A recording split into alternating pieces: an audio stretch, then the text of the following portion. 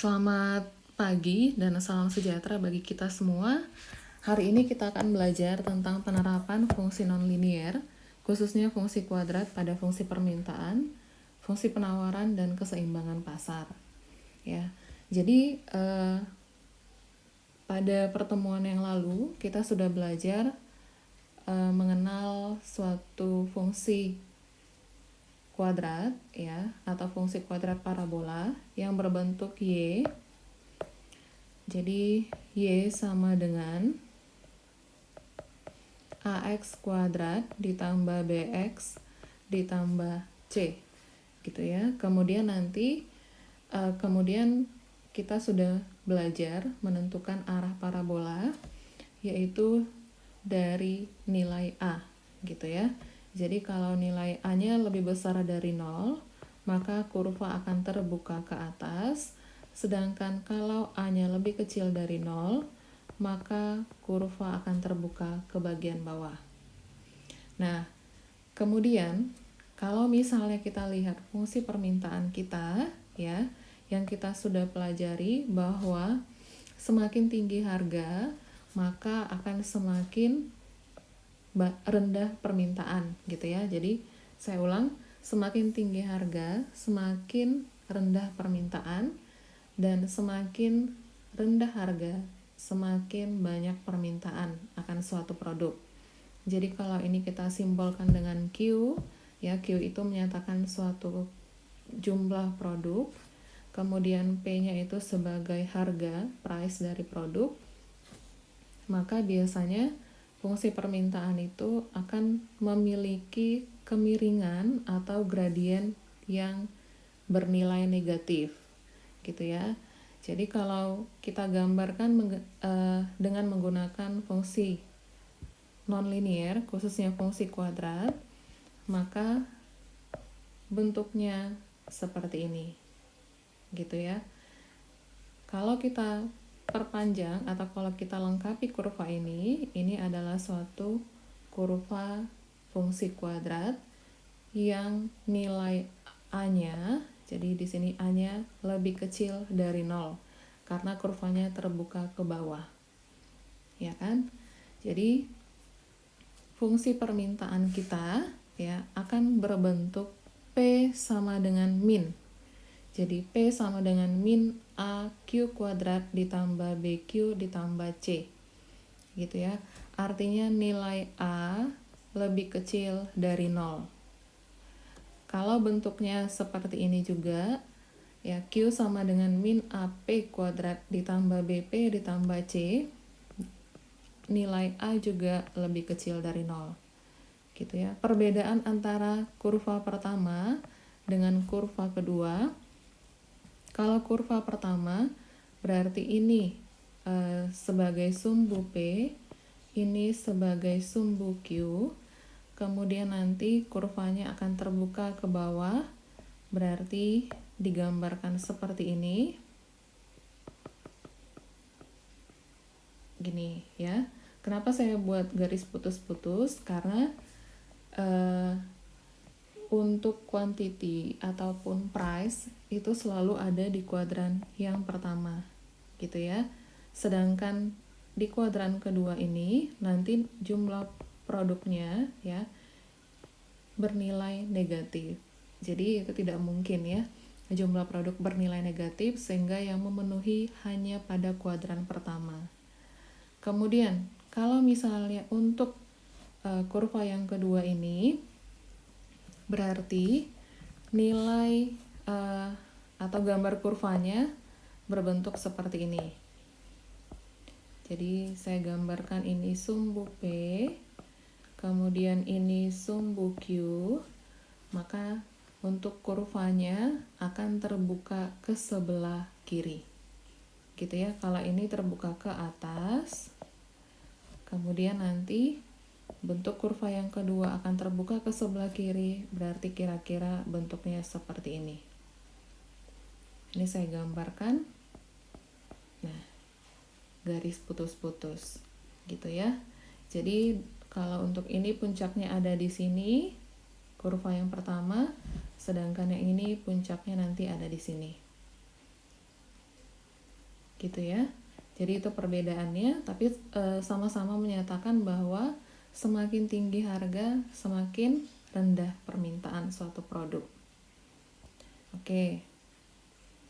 Ini tadi yang sudah saya jelaskan ya. Biasanya gambar kurvanya berbentuk seperti ini gitu ya. Karena kalau di sini nilai dari P ataupun Q kita itu bernilai nilai P ya, khususnya nilai P itu bernilai negatif, nilai Q-nya bernilai positif gitu. Kemudian untuk yang bentuknya seperti ini biasanya berbentuk ini gitu ya, tapi di sini saya jelaskan semuanya bentuk kurva ya, supaya bisa memahami kurva yang terbuka ke bawah ataupun kurva yang terbuka ke kiri. Oke, kemudian langkah-langkah untuk menggambarkan kurvanya, berarti tentukan jika jenisnya seperti ini, P sama dengan min AQ kuadrat ditambah BQ ditambah C, maka kurva itu terbuka ke bawah. Sedangkan kalau bentuknya Q sama dengan min AP kuadrat, ini P, ditambah BP ditambah C, maka kurva akan terbuka ke kiri. Ya, kemudian seperti pertemuan yang minggu lalu, kita selalu menentukan sumbu P dan sumbu Q gitu ya. Jadi kita tentukan titik potong terhadap sumbu P dengan memisalkan Q-nya sama dengan 0. Dan kalau misalnya untuk menentukan perpotongan pada sumbu Q, maka P-nya kita misalkan sama dengan 0 gitu ya. Artinya seandainya ada fungsi permintaan bentuknya P sama dengan min Q kuadrat ditambah 3 Q ditambah 4 gitu ya. Artinya pada sumbu P sebenarnya kita sudah bisa langsung menentukan perpotongannya ada di titik 0,4. Sedangkan untuk sumbu Q berarti kita misalkan Q-nya sama, sedangkan untuk sumbu Q kita misalkan P-nya sama dengan 0, sehingga min Q kuadrat ditambah 3Q ditambah 4 sama dengan 0. Artinya kalau kita sudah dapat persamaan bentuk ini, maka menentukan Q-nya bisa dengan pemfaktoran ataupun rumus ABC. Ya. Kemudian tentukan titik puncaknya. Untuk kurva yang terbuka ke bawah, maka puncaknya adalah min B per 2A, kemudian min D per 4A. Dan jika kurvanya terbuka ke kiri, maka titik puncaknya adalah min D per 4A, min B per 2A. Gitu ya.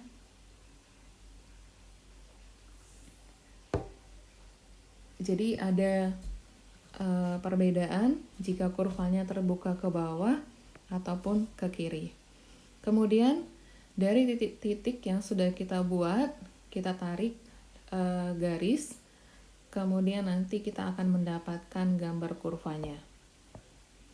Oke, contohnya terdapat persamaan P sama dengan min Q kuadrat ditambah 2Q ditambah 8. Kita lihat di sini nilai A kita adalah min 1, ya, nilai B kita 2, nilai C kita 8. Artinya A-nya lebih kecil dari 0, berarti kurva terbuka ke bawah, gitu ya. Kemudian menentukan titik potong pada sumbu P. Ya, titik potong pada sumbu P, kita langsung lihat ke bagian konstantanya, berarti titik potongnya adalah 0,8. Sedangkan untuk titik potong pada sumbu Q, kita misalkan nilai P-nya sama dengan 0, kemudian kita buat pemfaktoran, gitu ya. Kalau saya jelaskan kembali di sini pemfaktorannya, langkahnya berarti, ini saya buat 0, kita cari bilangan, ya ini ada min, kemudian di sini 8. Berarti kita cari dua bilangan yang kalau dikalikan hasilnya adalah min 8, kalau dijumlahkan hasilnya 2. 2 gitu ya. Jadi berarti kira-kira bilangan yang memenuhi itu bisa 4, bisa 2. Tapi kalau min 4 ditambah 2 hasilnya min 2. Ya kan? Maka saya ambil 4 dengan min 2. 4 kali min 2 hasilnya min 8. 4 ditambah min 2 hasilnya 2. Berarti saya buat pemfaktorannya di sini. Maka ini min Q, kemudian Q sama dengan 0. Nah, 4 saya bagikan dengan min 1 karena koefisien di sini ada min. Kemudian saya tulis di sebelah sini. Jadi 4 dibagi min 1 adalah min 4. Kemudian min 2 dibagi dengan 1 hasilnya min 2. Sehingga min Q dikurang 2 sama dengan 0. Berarti Q sama dengan min 2. Untuk yang bagian sini, Q dikurang 4 sama dengan 0, berarti Q sama dengan 4. Gitu ya. Artinya, berarti kurva tersebut berpotongan pada sumbu Q di dua titik yang berbeda. Gitu ya. Jadi, kalian sebenarnya di sini bisa menentukan dulu nilai diskriminan kita. Apakah lebih besar? Kemudian, apakah diskriminannya sama dengan 0 atau apakah diskriminannya lebih kecil dari 0? Ya, berarti nanti titik potongnya pada sumbu Q adalah min 2,0 dan 4,0. Kemudian, titik puncak kurva ya ditentukan dengan cara min B per 2A, kemudian min D per 4A. Gitu. Jadi langkah yang pertama nanti ditentukan terlebih dahulu saja nilai diskriminannya. Jadi diskriminan itu adalah B kuadrat dikurang 4AC per 2A. Gitu kan? Berarti dimasukkan nanti nilai B-nya, masukkan nilai A dan C, berarti diperoleh untuk titik puncaknya adalah 1,9. Kemudian kita gambarkan, berarti ini adalah kurva kita. Ya. Nah, di sini ada contoh soal 2. Silakan kalian coba sebelum melihat penyelesaian di bawah ini, dicoba terlebih dahulu, baru disesuaikan jawabannya. Gitu ya.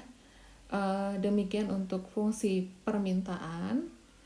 Nanti pada video selanjutnya akan saya jelaskan penerapan fungsi non-linear pada fungsi penawaran. Terima kasih.